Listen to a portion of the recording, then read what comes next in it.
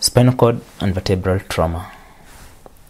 Welcome to this lecture on spinal cord and vertebral trauma.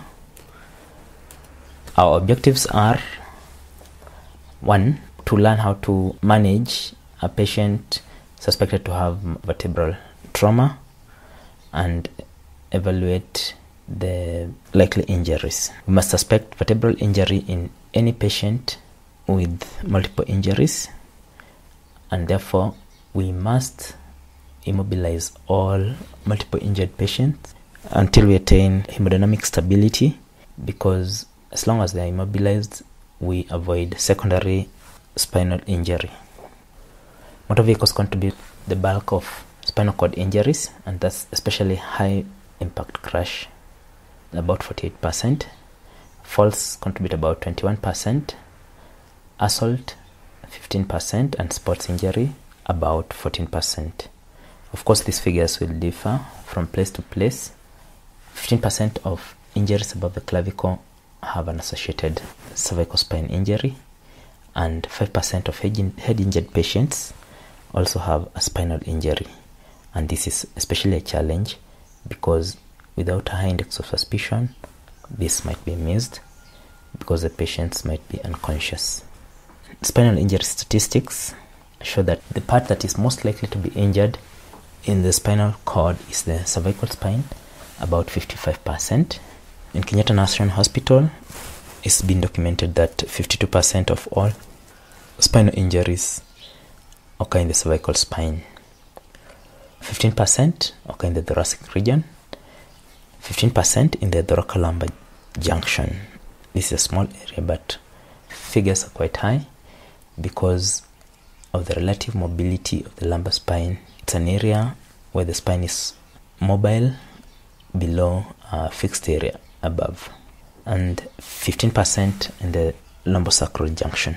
Cervical spine injury is the commonest and also poses the greatest threat to life because of its effect on respiration. The phrenic nerve comes from the upper part of the cervical spine, and injury in this region can result in loss of diaphragmatic movement and respiratory paralysis. And an injury in that region will also, of course, affect intercostal muscles as well. Therefore, a high cervical injury is not compatible with life. Sometimes the diaphragm might be spared if the injury is much lower, maybe around the level of C4, but the upper limbs are paralyzed, and so you have quadriplegia. However, in a low cervical or upper thoracic injury, both the upper limbs and the diaphragm are spared, but you have paralysis of intercostal muscles, and that will also affect breathing and result in paraplegia. Therefore, patients with cervical spine usually require assisted ventilation. When you consider cervical spine injuries, we must think about physiology and anatomy, then evaluation, that is what are the signs and symptoms we expect, and what tests or investigations do we carry out, and how do we manage spinal injuries in the acute setting. According to the American Spinal Injury Association, the neurologic level of injury is defined as the lowest level with normal sensory and motor function. Spinal cord anatomy. The spinal cord has got 31 segments, each giving off a spinal nerve, both motor and sensory. These usually supply specific parts of the body under the control of a specific part of the brain, making them testable. This is a cross-section of the spinal cord, and it's made up of gray matter, which is central, containing the cell bodies of the nerves. Then the white matter is the part where the axons ascend in bundles. The spinal cord is made up of numerous nerves and tracts connecting different parts of the central nervous system to the rest of the body. However, 3 important tracts have been identified, and this is from a clinical point of view because they are easily testable and give us a lot of information about spinal injury. And the first of those is cortical spinal tracts, coming from the brain to the motor nerves. Then we have posterior column tracts, which carry sensory information from different receptors, especially in the muscles and tendons. Then we have the lateral spinothalamic tracts, also carrying sensory information, usually pain and temperature. This diagram shows the position of the lateral cortical spinal tracts, which are the most important. These cortical spinal tracts usually cross over in the medulla, that is above the spinal cord, and so an injury within the spinal cord will result in paralysis of muscles on the same side, that is ipsilateral paralysis. And this diagram shows the posterior columns, which carry information about vibration, proprioception, meaning position sense, that is the sense of the muscles, their tone, everything about muscle, the body's position, and also carry modality of light touch. And usually this information is transmitted rapidly. It's the most rapid sensory pathway. These pathways also cross in the medulla, so that information within this region will be from the same side of the body. And so an injury in this region will result in ipsilateral loss of position sense and vibration sense. Then we have spinothalamic tracts, and these are anterolateral spinothalamic tracts, carry information about pain and temperature, usually from the opposite side of the body, because these tracts usually cross over within the spinal cord, and an injury in this region will be carrying the modality from the opposite side of the body. So an injury will cause contralateral loss of pain and temperature. When you think about the anatomy of the spinal cord, we also remember about blood supply, and the spinal cord has got one anterior blood vessel, that's anterior spinal artery, and two posterior spinal arteries, and these are originate from the vertebral artery, but they are augmented at various levels by other arteries, cervical arteries, for example, thoracic, and also lumbar. Any disruption in blood supply will also result in problems within the spinal cord, for example, infarction. Now, besides the columns we talked about, disruption in the spinal cord will result in disruption of the autonomic nervous system, and this will result in neurogenic shock, because the blood vessels lose their vasomotor tone, and this will result in hypotension because of blood pooling in the periphery, and it will also result in bradycardia. A patient with the spinal injury needs to be managed for neurogenic shock. So how do we evaluate a patient with a spinal injury? Firstly, it is important to remember at this point that we must suspect a spinal injury in any patient who has multiple injury, and so we must immobilize until we are ready to examine. And we need to establish the degree of respiratory dysfunction that the patient might have, because, as I said earlier, cervical spine injury will result in respiratory dysfunction. And we need to establish the sensory level and the motor level.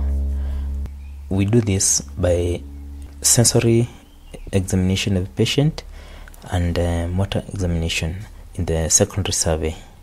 Needless to say, of course, we follow the ATLS approach, where we first take care of the airway, breathing, circulation, and any neurological deficits, and also do resuscitation accordingly. And most of what we do here will be in the secondary survey, after we've managed the greatest threats to life. Dermatomes give us very useful information. A dermatome is an area of skin that is innervated by one spinal segment. In the back of the head, the dermatomes are C1 to C3. The upper limb is innervated by dermatome C5 to T1. Then in the thoracic region, the dermatomes are much clearly defined, represented in a belt-like fashion down the body, so that around the nipple, the dermatome is T4. Around the episternum, the dermatome is T8. Around the umbilicus, the dermatome is T10. And around the inguinal region, the dermatome is L1. Then the lower limb is represented by lumbosacral nerves, the thigh by L2 to L4, and the leg L4 to S1. The sole of the foot is S1 dermatome.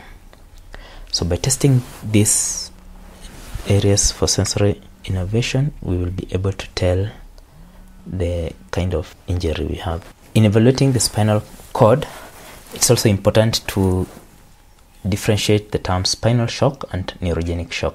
Spinal shock is a neurological event occurring after acute spinal injury, where you get flaccidity, that is a complete loss of tone of all the muscles denervated, and it may last several weeks to months. And neurogenic shock is a physiological event where patient is in shock because of loss of vascular tone. Blood pools in the periphery, resulting in reduced preload. And this shock also occurs with bradycardia. Vasopressors and judicious use of fluids are useful ways to manage this. Spinal cord syndromes usually occur, the first two, after arterial injury, depending on the mechanism, and the third as a result of usually penetrating injury. The central cord syndrome results in more of motor loss, especially in the upper extremities more than the lower extremities, and it's as a result of hyperextension injuries, for example a fall with facial impact. The area that is affected on the spinal cord is the central part, and the mechanism of this is usually disruption of the anterior spinal artery. And sometimes when there is infarction due to the injury to the anterior spinal artery, you may get anterior cord syndrome, which results in paraplegia and dissociated sensory loss and loss of pain and temperature. And the up part of the cord affected is the anterior part, as shown in this diagram. These two are incomplete cord injuries, and the anterior cord syndrome has a worse prognosis than the central cord syndrome because it results from infarction of the anterior part of the cord. Then the third is the Brown-Séquard syndrome, which can be as a result of hemisection of the cord. It is rare. It will occur mostly in penetrating injury. Usually you get ipsilateral motor loss and ipsilateral loss of position sense and contralateral loss of pain and temperature. So dissociated sensory loss and also motor loss. And this is in keeping with the physiology we talked about earlier. And sometimes you get spinal cord injury without any radiologic abnormality, and this is especially common in children. And usually, even without vertebral abnormality, the management is the same. You need to immobilize the patient. So how do we work up patients with suspected spinal injury? We do standard x-rays. We do 3 views of the cervical spine. The first one is, and most important, is lateral C-spine x-ray.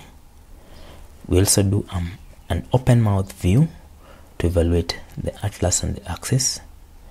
We also need to x-ray the C71 junction and for this we might do a swimmer's view if we're not able to get a good view of this junction. We also do other x-rays for the suspected areas of injury.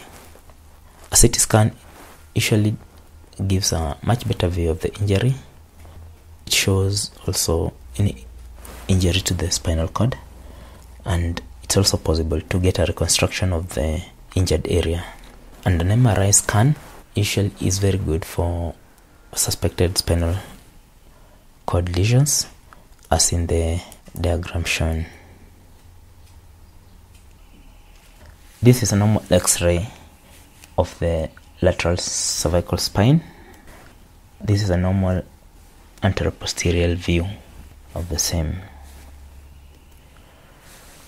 And this is an open mouth view, also called occipital mental view or odontoid view. What's important about this is it shows us the position of the dens and relative position of the atlas. Management. In the pre-hospital setting, we need to immobilize the patient on a hard spinal board and also in a cervical collar, and we need to stabilize the spine to ensure that no further injury occurs to the spinal cord. And in the emergency department, the first thing we do is airway management, of course, maintain neutral alignment with inline immobilization when intubating, and this will require also supporting the cervical spine. Not all patients are intubated. Usually intubation is indicated if a patient has breathing difficulty, has got hypoxia, and mostly the patients will intubate will be those with a cervical spine injury. We then monitor their breathing, then we check the circulation, and remember, a patient might have neurogenic shock, which we manage usually with judicious use of fluids, but also with vasopressors. And then for specific neurogenic shock, we manage the head injury, do IV placement, urine catheter to monitor urine output, nasogastric tube, because these patients are prone to paralytic ileus, and we give methylprednisolone because it's been found to have some benefit in spinal injuries. The National Acute Spinal Cord Injury Study, NACIS-2, showed that methylprednisolone given within 8 hours of injury gives significant improvement in motor function and sensation in patients with complete or incomplete cervical spine injury. We now look at vertebral injury, some vertebral injuries that might result in spinal injury.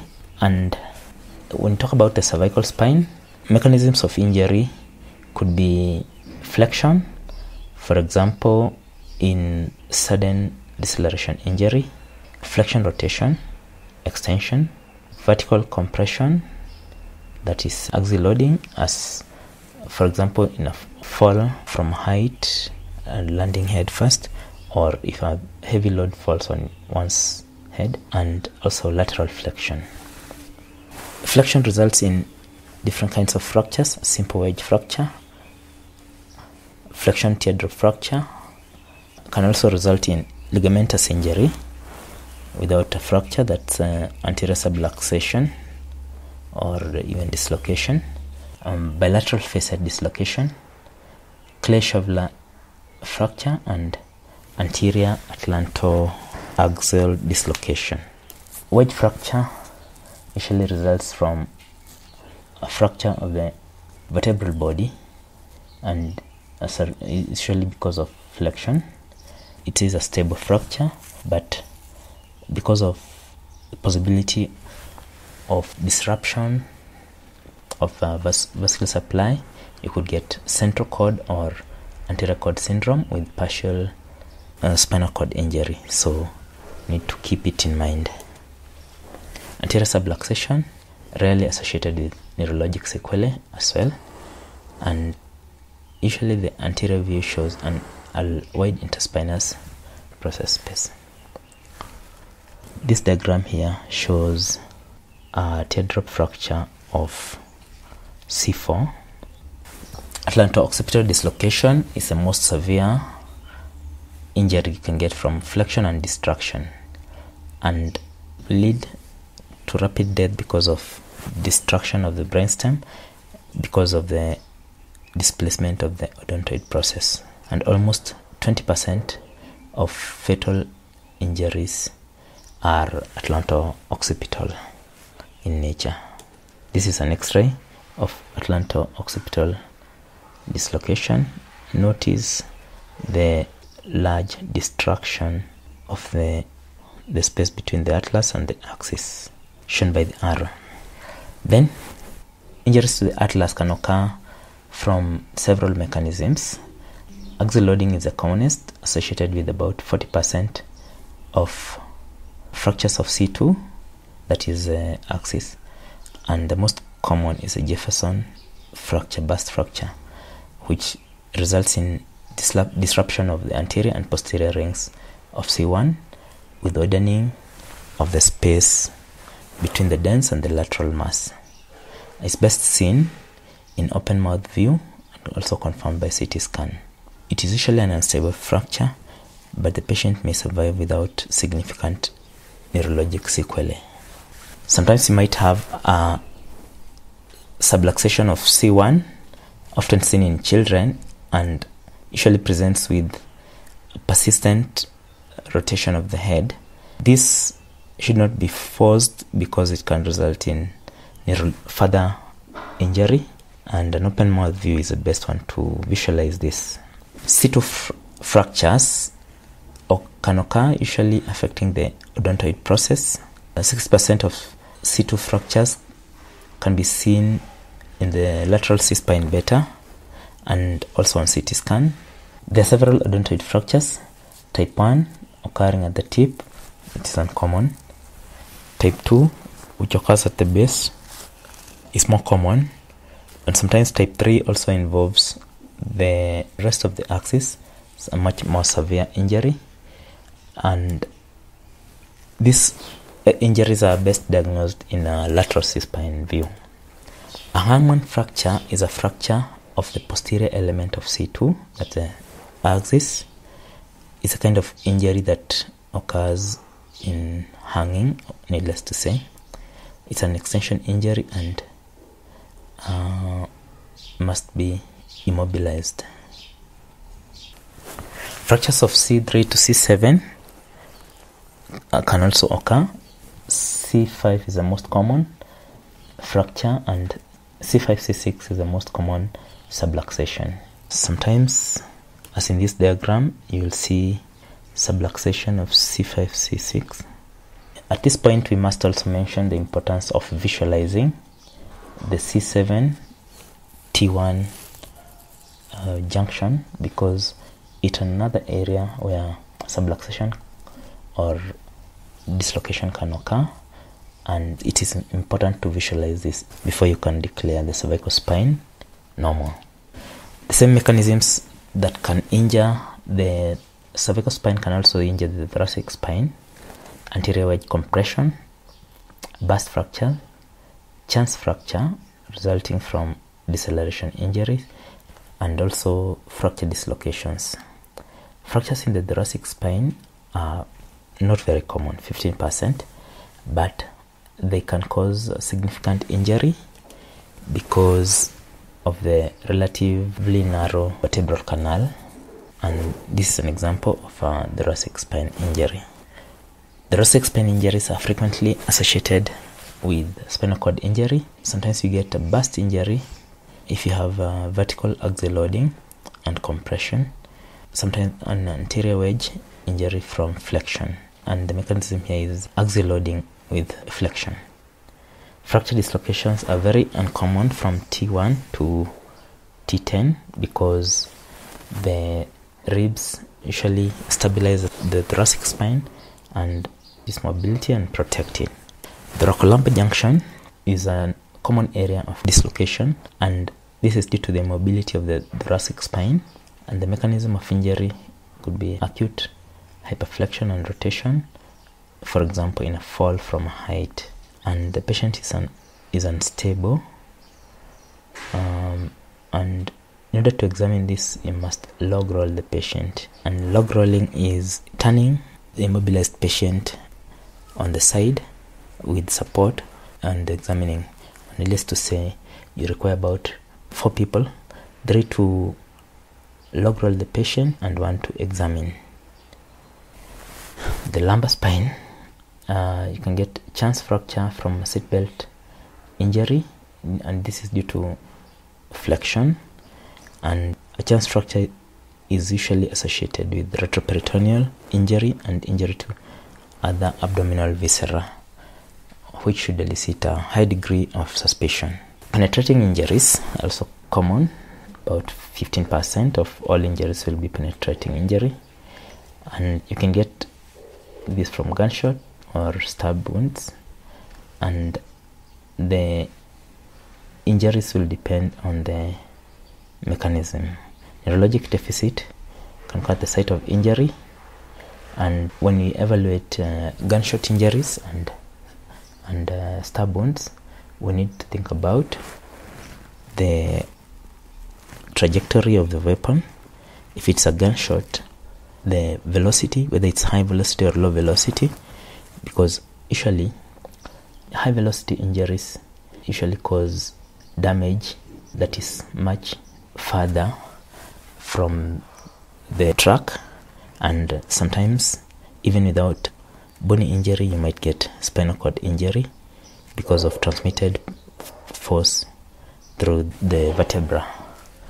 So that's a classic example of SIWORA. Look for associated injuries, and remember the airway, the breathing, circulation, etc. In summary, spinal cord injury is common in the multiple injury patient. Immobilization is the best initial management.